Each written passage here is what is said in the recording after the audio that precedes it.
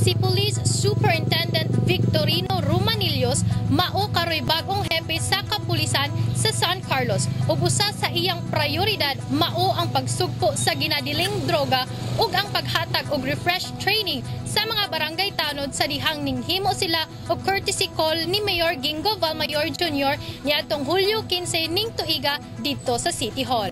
Si Police Superintendent Romanillos ning pungko sa iyang katungdanan bilang officer in charge sa police station sa San Carlos ni adtong Hulyo 15, 2013 isip hulip ni Police Superintendent Joseph Bayan. Ang courtesy call gihisgutan nila ni City Mayor Gingo Valmayor Jr.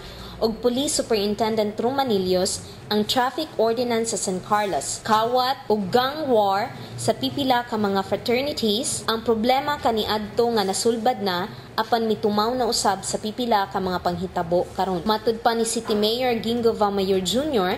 nga ang San Carlos usa ka malinawon nga syudad ug iyang gipanghinaot ngadto ni Police Superintendent Romanillos ang bag-ong napuli nga hepe sa San Carlos nga magpabilin nga malinawon ang syudad, ilabi na nga daghan ng mga investors ang nimbukbo sa ilang puhunan sa San Carlos. Si Romanillos lumad nga taga San Carlos ug na-assign dinhi sa San Carlos isip Deputy Chief of Police. Kauban ni Police Superintendent Romanillos sa Jail Warden Casly Masip sa BJMP San Carlos ug Police Senior Inspector Mark Daroca sa PNP San Carlos.